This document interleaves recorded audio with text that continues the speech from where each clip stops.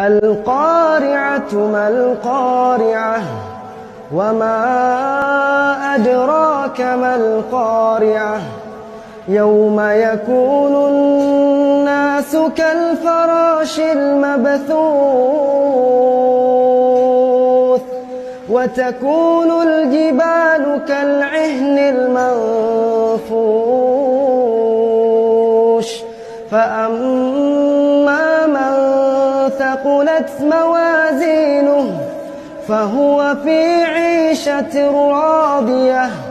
وأما من خفت موازينه فأمه هاوية وما أدراك ما هي نار حامية.